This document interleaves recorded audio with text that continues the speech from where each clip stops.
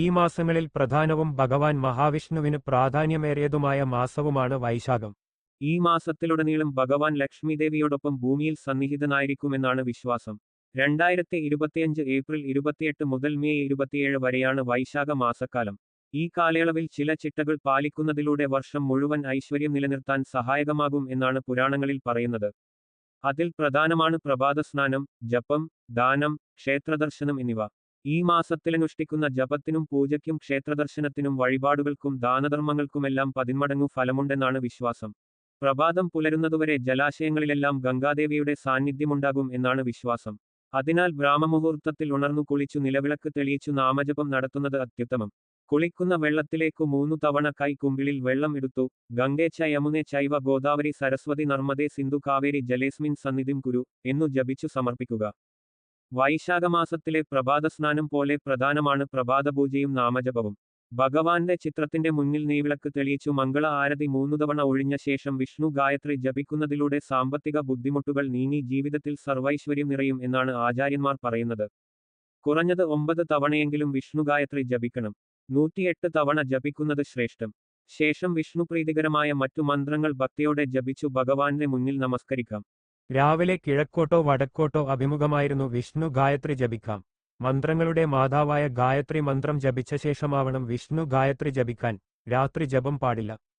മഹാവിഷ്ണു ഗായത്രി ഓം നാരായണായ വിദ്മഹേ വാസുദേവായ ധീമഹി തന്നോ വിഷ്ണു പ്രചോദയാത്. ഈ കാലയളവിൽ ഭഗവാന്റെ മൂലമന്ത്രങ്ങളായ അഷ്ടാക്ഷരി മന്ത്രം ഓം നമോ നാരായണായ, ദ്വാദശാക്ഷരി മന്ത്രം ഓം നമോ ഭഗവതേ വാസുദേവായ എന്നിവ 108 ജപിക്കുന്നത് ശ്രേഷ്ഠം. വിഷ്ണു സഹസ്രനാമം, നാരായണീയം, ഭാഗവതം എന്നിവ മാധവമാസക്കാലത്ത് പാരായണം ചെയ്യുന്നത് അഭീഷ്ടസിദ്ധി നൽകും.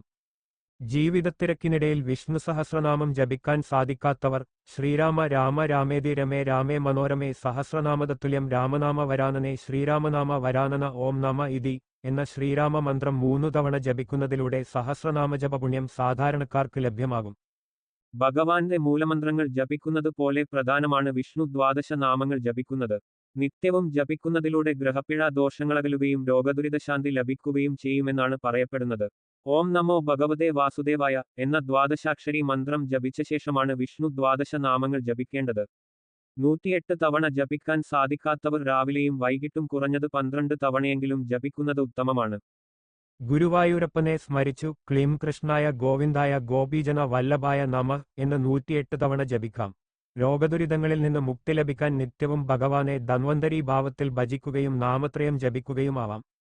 ഓം നമോ ഭഗവതേ വാസുദേവായ ധന്വന്തരയെ അമൃതകലശഹസ്തായ സർവാമയവിനാശായ ത്രൈലോക്യനാഥായ ഭഗവതേ നമഃ. നാമത്രയം ത്രക്ഷരി എന്നും അറിയപ്പെടുന്നു. നിത്യവും 12 തവണ ജപിക്കുന്നതിലൂടെ ആദിവ്യാധികൾ അകലും എന്നാണ് വിശ്വാസം.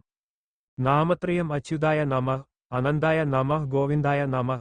ആയുരാരോഗ്യ സൗഖ്യത്തിനായി മേൽപ്പത്തൂർ നാരായണഭട്ടതിരിപ്പാട് 100 ദശകങ്ങളിലായി ഭഗവാന് സമർപ്പിച്ച നാരായണീയം വൈശാഖമാസത്തിലുടനീളം പാരായണം ചെയ്യുന്നത് സവിശേഷ ഫലദായകമാണ്.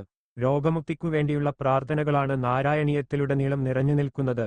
നാരായണീയത്തിലെ പ്രാർത്ഥനാശ്ലോകങ്ങളിൽ ഏറെ പ്രാധാന്യം കൽപ്പിക്കപ്പെടുന്നത് ദശകം 08 ശ്ലോകം 13 നാരായണീയം ദശകം 08 ശ്ലോകം 13 അസ്മിൻ പരാത്മൻ നനു പാത്മകൽപേ ത്വമിത്തമുത്ത പിതപദ്മയോനി അനന്തഭൂമ മമ രോഗരാശിം നിരുന്തി വാതാലയവാസ. വിഷ്ണു അർത്ഥമല്ലയോ പരമാത്മാവേ ഗുരുവായൂരപ്പ.